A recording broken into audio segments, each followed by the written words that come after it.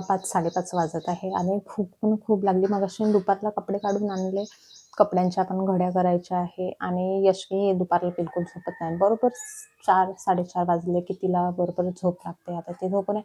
आता थोड्या वेळाने स्वयंपाक पण करावा लागेल, पण त्याआधी आधी नाश्ता करून घेतो आणि नंतर मग कपड्यांच्या वगैरे घड्या करायच्या आणि मग स्वयंपाक पण करायचा. आणि आता आभाळ आलं थोडंसंच आणि लाईन पण गेली.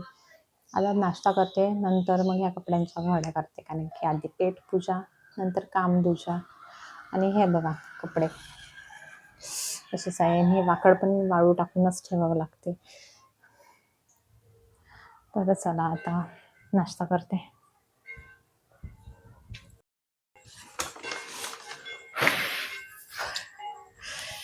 गरमी, लाईन गेलेली आहे आणि किती दिवसापासूनचे पोहे आणून ठेवले, चिवडा बनवून ठेवून म्हणून काही चिवडा बनवणं झाला नाही.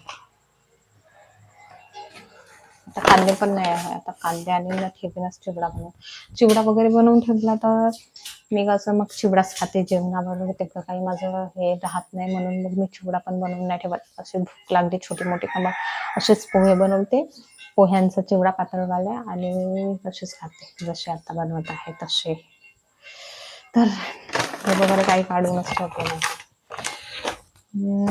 तशीच सर्व डबे पॅक आहे आणि मग डब्यामध्ये ठेवल्या तर दिसत नाही, म्हणून मग एका डब्यामध्ये सर्व पॅकेट ठेवते. बाकीचे डबे आहेत भरून, पण आता हे पोहे वगैरे मी ठेवतच नाही. मग ते डब्यामध्ये राहिले, डब्यामध्येच राहते आणि मी आणखी घेऊन येतो. ह्यावेळेस हेच आणले, ह्यावेळी आणले एक एक पावच पोहे आणले. मग चिवडा वगैरे बनवून. आणि रेहानचे पप्पा काही मुरमुरे आणले नाही. रेहानच्या पप्पाने काही नाही. आता बनवावंच लागेल. आज कांदे वगैरे घेऊन येतो चांगले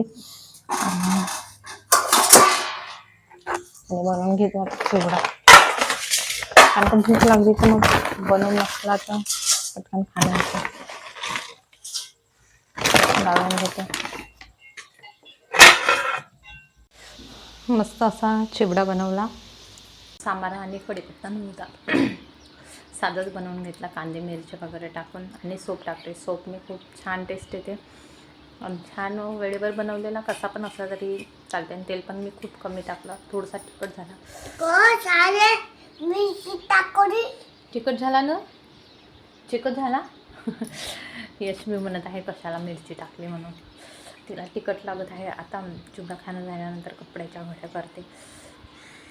आणि खरंच चिवडा खूप तिखट झाला, पण चांगला झाला.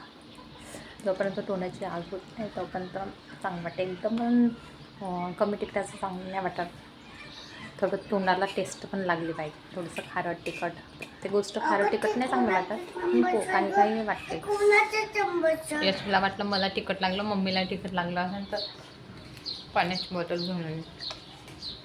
आणि ही बॉटल मी डीमार्टमधून आणली. मला याचं हे झाकण खूप आवडलं. एकदम ग्रेनाईटसारखं वाटत होतं, म्हणून मला वेगळं वाटलं, म्हणून मग मी हे घेऊन आली.